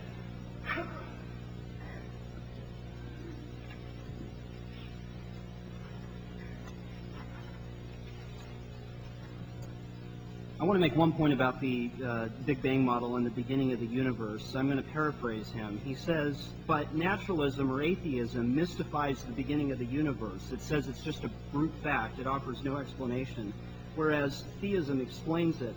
I guess what I want to say is, notice there's going to be brute facts no matter what you believe. In every metaphysical theory, there's going to be brute facts. It is impossible for a theory to explain absolutely everything, even its own basic assumptions. Even theism has a brute fact, namely why God exists instead of absolutely nothing. But what about naturalism's brute fact, that the universe exists instead of just nothing? I guess I just don't see the problem here. To paraphrase theistic philosopher George Mavrody's, if I'm saying his name correctly, what's deep in a naturalistic world is matter and energy. So if there's going to be some sort of a brute fact, what else would the brute fact be on naturalism? I don't see the problem here. I don't think Dr. Fernandez addressed any of my arguments for naturalism in his last speech, so I want to go right into my closing statement. And I want to say that if there's one thing the two of us do agree on, it's that this debate has barely scratched the surface. And since the time limits prevented both of us from saying all of our arguments, I don't think anyone should make any life-changing decisions solely on the basis of this 1 2-hour debate. But I do hope that this debate has caused you to ask questions, begin your own investigation into the evidence, and to read more than just authors who agree with your position. My investigation began about 11 years ago, and it's still ongoing. In that time, I've traveled the full religious spectrum, from a creationist Christian, similar to Dr. Fernandez, to a liberal Christian, to a deist, to an agnostic, to a naturalist. And I would guess that a lot of you probably fall somewhere in the middle of that spectrum. Most of you probably agreed with some of what I've said and some of what Dr. Fernandez has said. In other words, I recognize that naturalism and theism are not the only two philosophical games in town. Even if you ultimately decide to reject naturalism, you still have plenty of other choices left besides theism in general and Christian fundamentalism specifically. Consider my opponent's evidence for theism. He says he's provided a cumulative case, but not all of his arguments show that the theistic God exists. In order to show that theism is true, each of his arguments has to show the existence of a supernatural being that is all-powerful, all-knowing, all-good, creator of the universe, transcendent, and immanent. He hasn't even come close. With all due respect, Dr. Fernandez's so-called cumulative case for theism is like a stack of leaky buckets. No matter how many leaky buckets you add to the stack, you still don't have anything that holds water. But now consider my evidence for naturalism. Nothing mental happens without something physical happening. Complex living things evolve from simple living things. Our nervous systems are not fine-tuned so that we only feel physical pain when it would aid survival. Very few sentient beings thrive. Even less thrive for most of their lives. There's an abundance of tragedy in the world. Many of the victims of those tragedies never feel God's comforting presence. If there is a God, he's not clearly revealed the religious path he wants us to take, and non-belief is reasonable. Therefore, I think that the evidence clearly shows that naturalism is more probable than theism.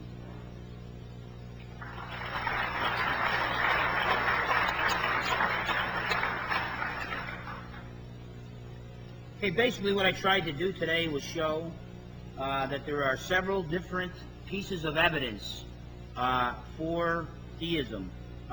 It's a cumulative case. That means evidence accumulates with each argument. So Jeff totally misunderstands what a cumulative case is. I'm not saying each and every argument proves everything about the theistic God.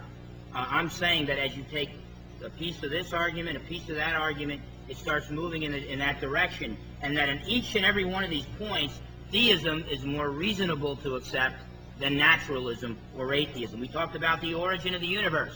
Jeff says with Bertrand Russell, it's just there. Apparently that's not good enough for most people on earth who believe in the existence of some type of God. The continuing existence of the universe, I explain why it does not commit the fallacy of composition.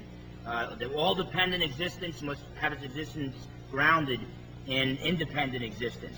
I talked about the design and order found in the universe. And atheists are talking about an infinite number of parallel universes that no one's ever seen to try to wipe out the blind faith of the theist. It makes me wonder, who has blind faith in particular debates like this. Universal moral laws. If you can't say that, atheists protest to try to make this world a better place to live. Well, they're introducing not only a moral law, a moral standard, but a moral standard that they judge even the past on, and the present, and the future. They want to make the world a better place to live. Well, it seems to me that if that is the case, they're appealing to an eternal, unchanging moral standard. Okay? The absurdity of life without God does not appeal to emotions. If everything you accomplish, if you find out that you build a bridge today, somebody's going to blow it up tomorrow, why build the bridge today? And if atheism is true, it's going to all be blown up. That's not appeal to emotion. That's just the way things are. Talked about the laws of logic and mathematics. Jeff agreed to the existence of the laws of logic. Well, that's some kind of funny-looking furniture in a naturalistic universe. I mean, if everything has physical causes, how did these invisible, unchanging laws of logic, like the law of non-contradiction, just kind of either pop into existence, or maybe they were just there, these invisible entities? Hey, if you're gonna slam a Christian for believing in this invisible God, well, why do you believe in the invisible laws of logic? Many atheists do not, but apparently Jeff does. Jeff stated that I have the burden of proof in this debate. Not so. This debate is not does God exist, where the burden of proof rests on the man arguing for the affirmative.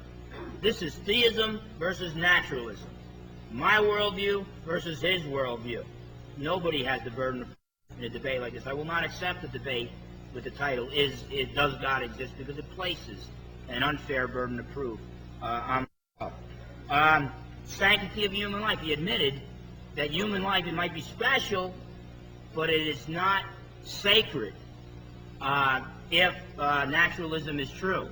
Well, that's why the naturalists, the atheists in the old Soviet Union and in China have killed over 100 million people during peacetime, 100 million of their own people, because human life is not sacred. Once you throw the sanctity of human life out the window, everything else goes with it.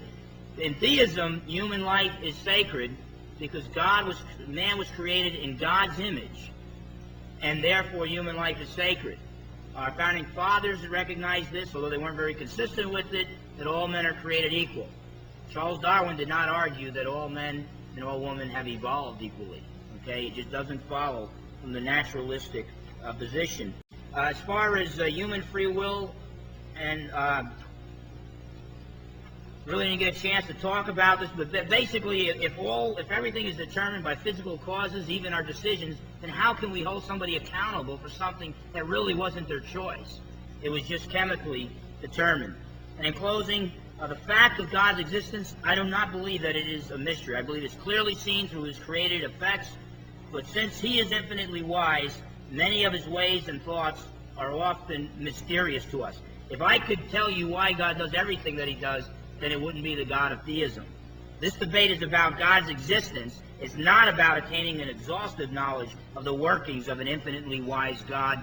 On those points that I spoke about, theism is more reasonable than naturalism. Thank you.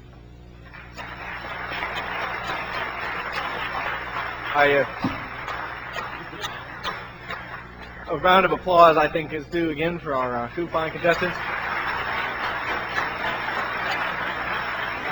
We will We will reassemble in a few minutes. We've got a couple of people here who'd like to take a little bit of a breather and have a little drink of water. Let's get back together in let's say 5 minutes at 10 after 3. And then okay, 10 minutes, a quarter after 3, according to consensus, and we'll have 45 minutes of question and answer.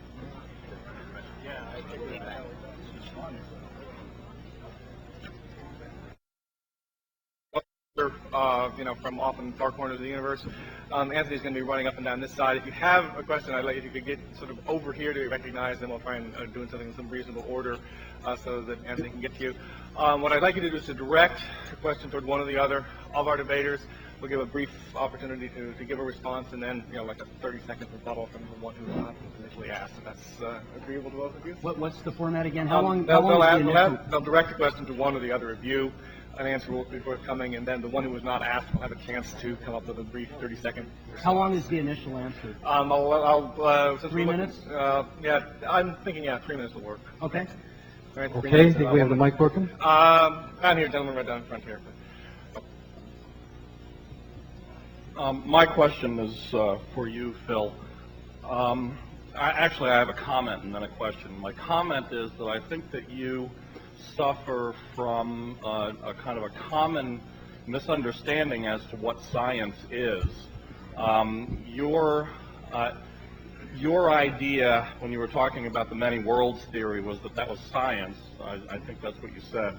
And I want to submit for you the idea that science is a system for evaluating claims or evaluating the validity of claims, as opposed to the common misunderstanding of what science is, which commonly people think science is what scientists say. That's my comment. My question is, if there is a God, why was he such a bad designer? I could give the example of my back.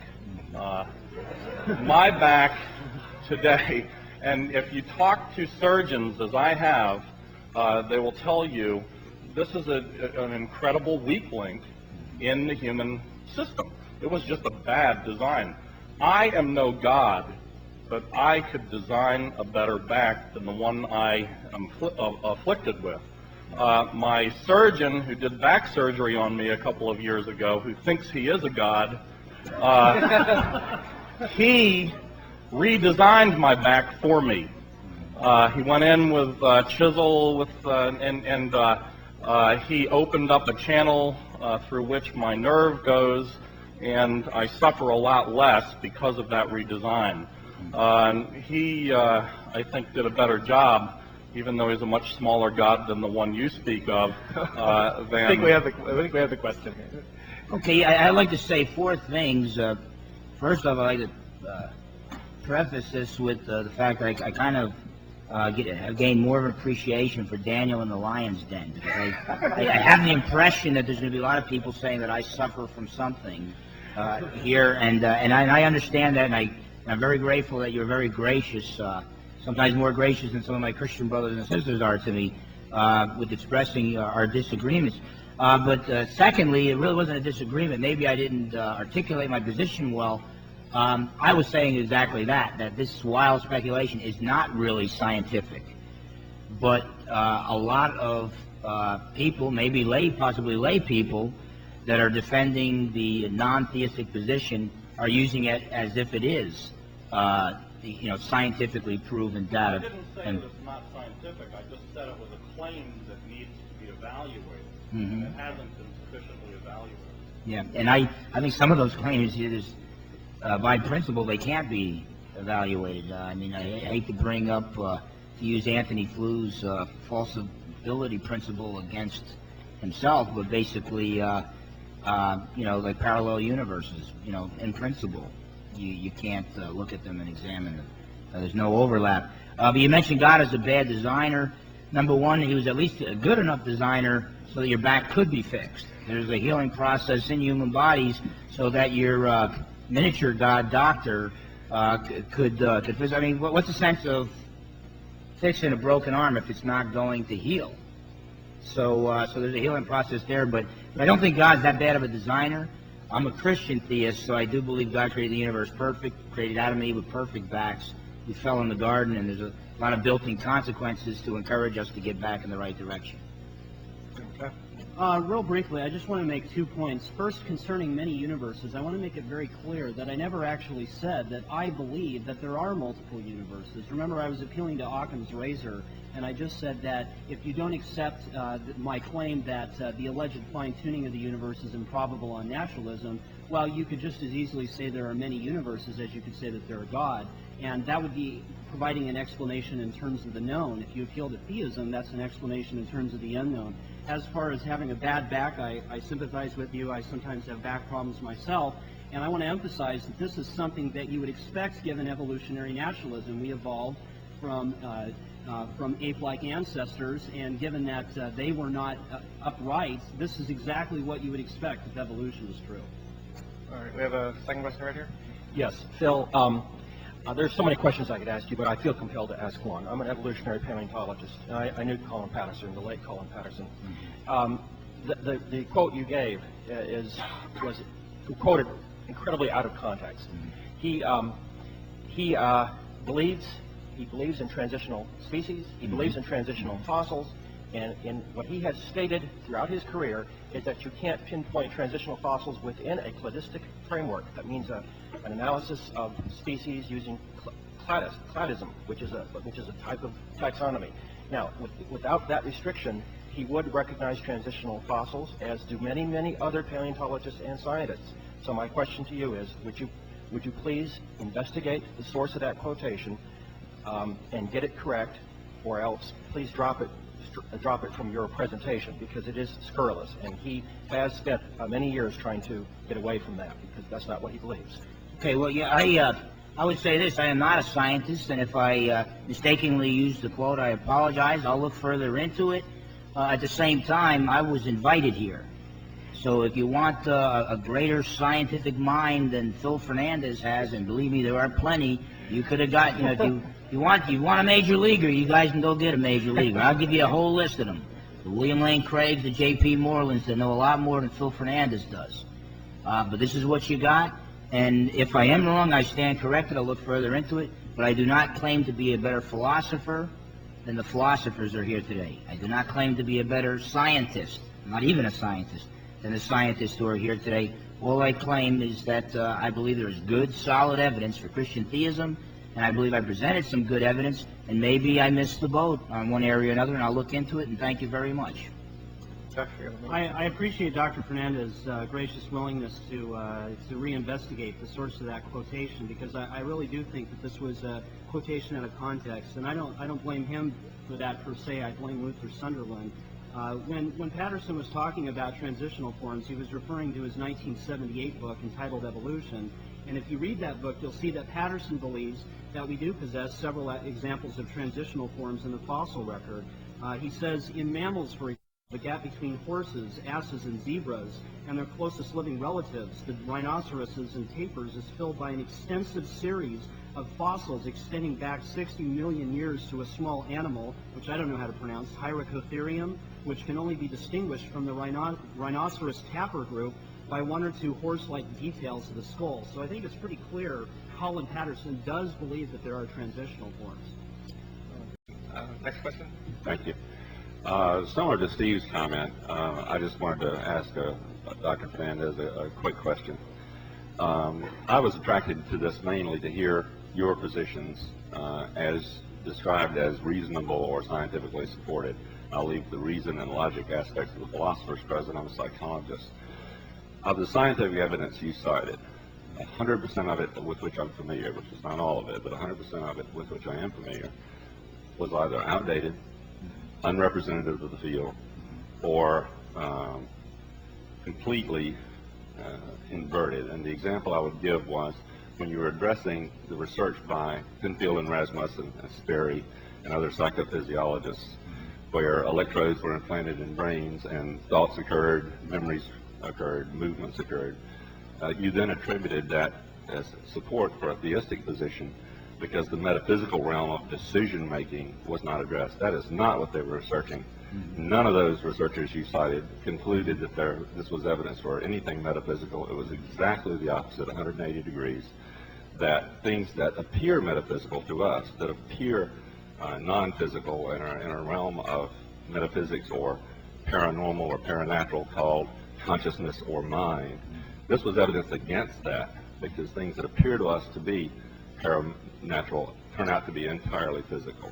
So that's another area along Steve's line. I would just ask for your response in general in terms of the quality of the scientific data and the accuracy with which you're quoting it. But on that specific one, I guarantee you all that work and the replications thereof reached exactly the opposite conclusion of the point you used in your argument.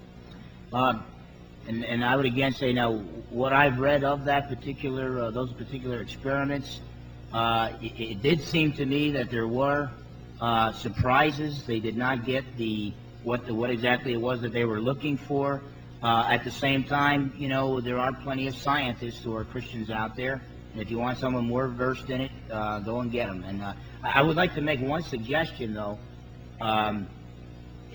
I would thought that this particular question and answer period would be limited to like a 1-minute question and a 2-minute response by both, no matter who it's related to, because otherwise, because this room is filled with friends of Jeff Lowder, it's actually going to work against him. But it might seem like I'm on the spot, but basically I'm getting 3 minutes to respond. He only gets 30 seconds. So what if we go with 2 minutes? Well, 2 minutes? we can go 2 and 2 then. It's not, as long as the crucial thing is that we wrap this thing up in about 30 minutes from now. Jeff, do you have any? Crucial thing is I get on my plane Right. and get out of town. Do anything? All right. We've got a question at the back of the room here. Thank you. Just since all the other questions were prefaced by a 30-second comment, I'd like to make a comment. As a Christian theist who attended the entire conference, I would like to thank you who put this on, the work that you did. I thought the conference went very well. I thought there were a lot of stimulating papers, and I've got a lot to think about and consider when I go back to Charlotte, so I want to express my thanks. My question is to Mr. Lowder. I thought I heard you concur with Dr. Fernandez's commitment to the dictum or the law that everything that begins to exist has a cause of its existence. But then later, I thought I heard you say that time and space began to exist but did not need a cause. And if you said those, how would you resolve that contradiction? Yes, actually, that's not quite what I said, and this is a very subtle distinction, so this is probably a good thing for me to try and explain again what my position is. What I said is that anything that begins to exist in space and time has a cause. William Lane Craig, for example, in his debates, I think I once heard him talk about the absurdity of believing that you could sit in your living room watching TV and a tiger could just pop into existence in your living room out of nothing.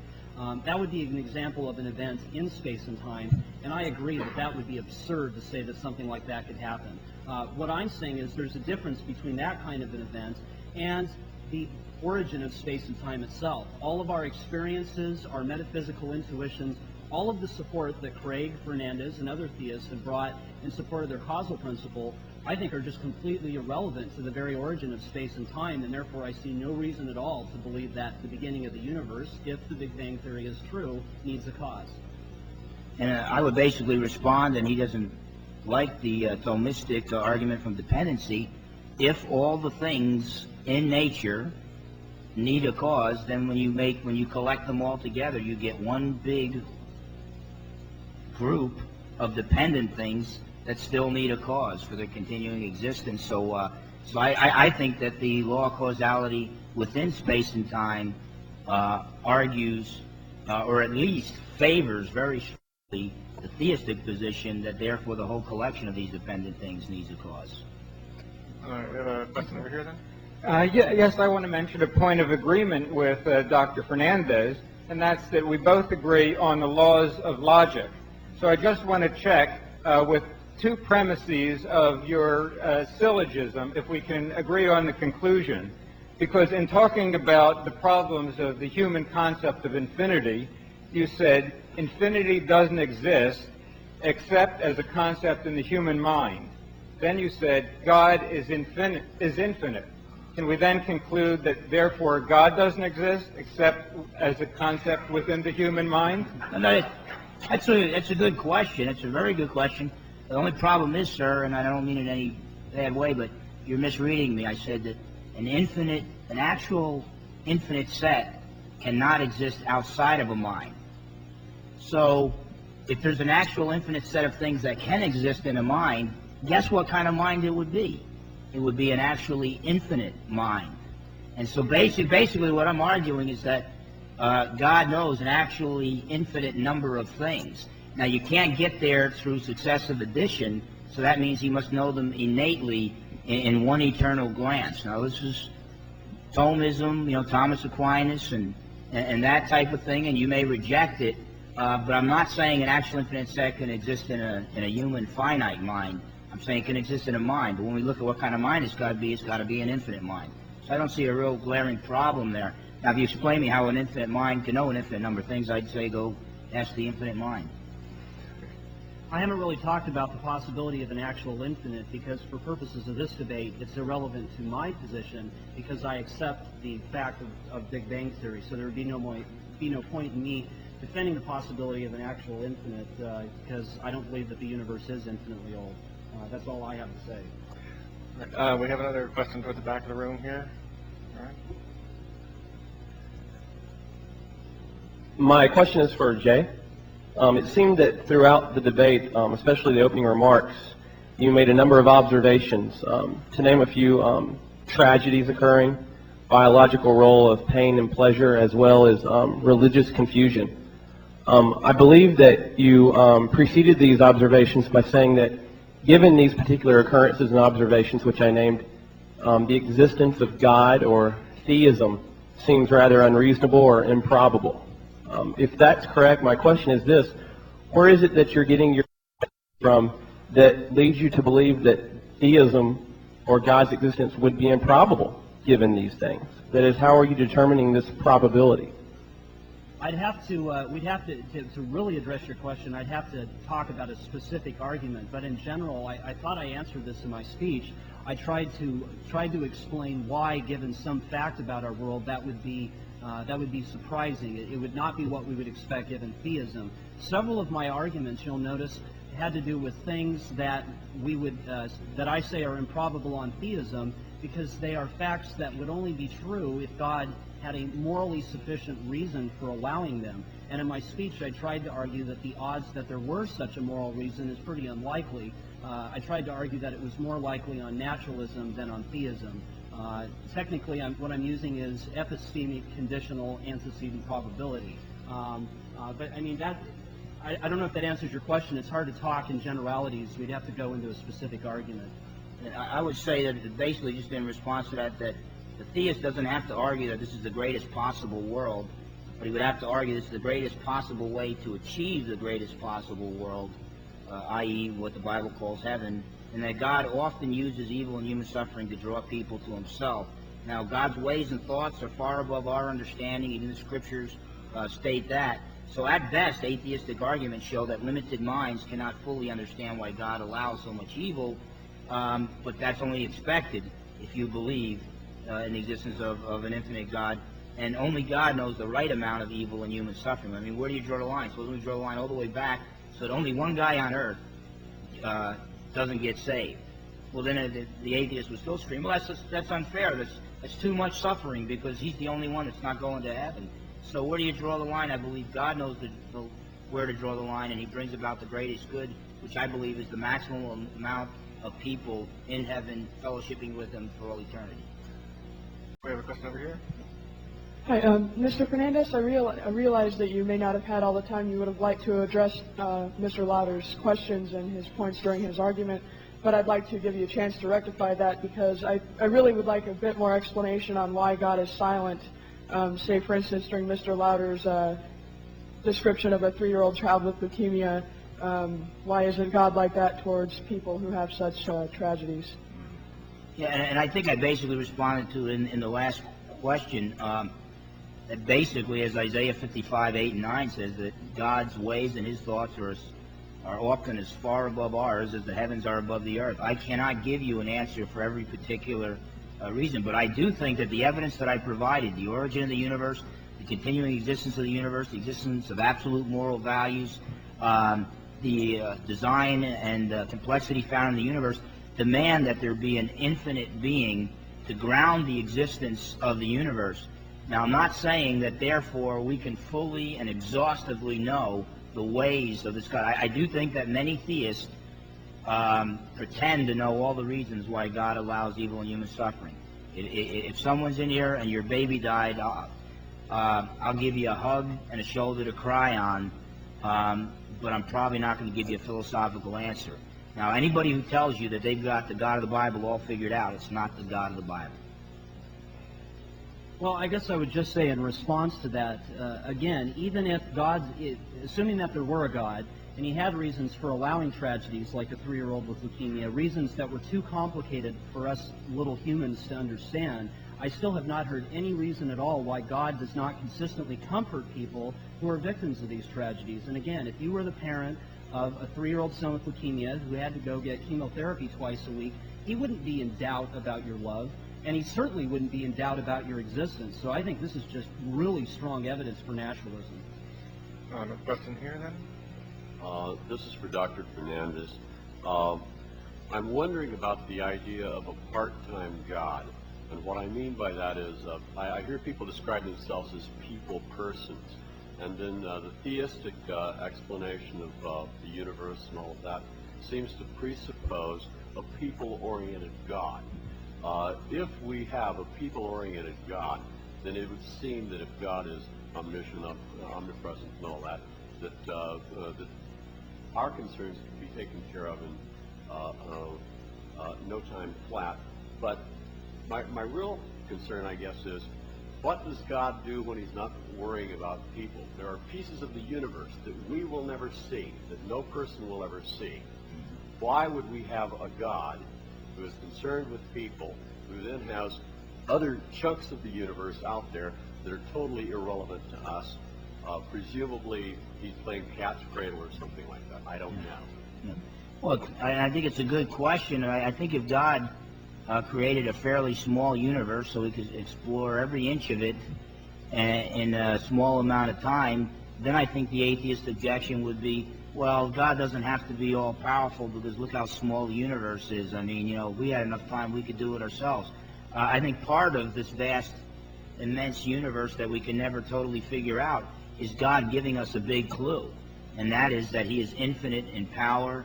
He is the creator, and we have this vast universe that we'll never totally figure out. So an atheist, act like the theist, needs to totally figure out his God, or his God is not worthy of belief. I just think it misses the point. But I do think that God created a very big, vast universe so that man can look and give glory to God and have an experience of wonder and awe at this great, vast creation. Obviously, the atheists would disagree. I don't know. I think this is sort of a draw. I mean, yeah, we've got this really big universe, and you've got the points that Dr. Fernandez brought up, but on the other hand, you've got this really big universe. And I'm reminded of, the movie Contact, based on the book by Carl Sagan, and to paraphrase Dr. Arroway, I mean, it just seems like an awful waste of space. I don't know that that proves anything for naturalism or for theism. I think this is sort of a draw. This is to Dr. Fernandez. You said that God uses human suffering to man, to also bring man to him. What about animal suffering? Animals have no stake in salvation whatsoever. There can be no justifiable reason for animal suffering. What kind of God is that? Basically, it's another good question, but I believe, I am the type of theist that is called a Christian theist. I suppose traditional Jewish theists also would agree that God created man as the pinnacle of his creation, but then he also created the world and gave man dominion over it. So now we are not to abuse the gifts that God has given us, but I do view the animal kingdom as a gift to mankind. Now, obviously, you step outside of a theistic framework, and if you lower the status of human beings and raise the status of animals, then you can make a case against it. But I don't see any reason to step outside the theistic framework, especially because of things like the Big Bang model and the impossibility of an actual infinite set existing outside of a mind. Again, I'd go back to my opening statement. You might remember that my fourth line of evidence for naturalism was the flourishing and languishing of sentient beings. Other animals, they're not moral agents. We don't hold a chimpanzee morally responsible for how it behaves. But a chimpanzee is a sentient being. It is capable of feeling pain, and therefore moral agents, which includes humans and God, if God exists, are therefore morally responsible for how they treat sentient beings that are not human. And I don't think we've heard any reason at all why theism, if theism is true, we find this this pattern that we see with the flourishing and languishing of sentient beings. I think that's an excellent question. Dr. Fernandez, I'm sorry, I need to interject here. I'd like to request that we alternate who the question is directed to. If there are questions for me, I just... Yeah. All right, Dr. Fernandez, you said that evil was necessary for moral perfection. That's incoherent because a tidal wave or a flood that kills thousands of children is hardly character building. And the people who survive with respect to them like their parents, instead of strengthening their character, the trauma might crush them and they'll be... Yeah, I didn't say it was necessary for moral perfection, although I do think that some cases of evil are necessary for moral perfection in this fallen world. There would be no such thing as being courageous if there was no evil person to fear.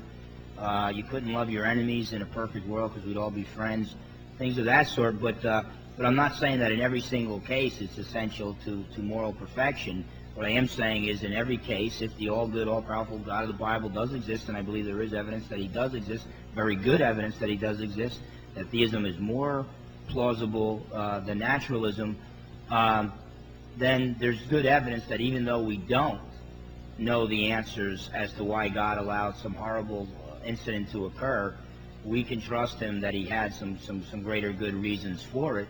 And that's exactly what the book of Job is about. So, very ancient book, and it already addressed that question. And I think just the fact that the Bible addressed questions that are still current today back that far is evidence in itself that theism is onto something. I don't know. I just, again, I go back to my opening statement. I tried to present several lines of evidence with a theme from biology. The pattern of the types of pain and suffering. We find the patterns of pain and suffering. We can talk about things like moral perfection and greater goods, but when it all boils down to it, the fact of the matter is naturalism has an explanation and theism doesn't.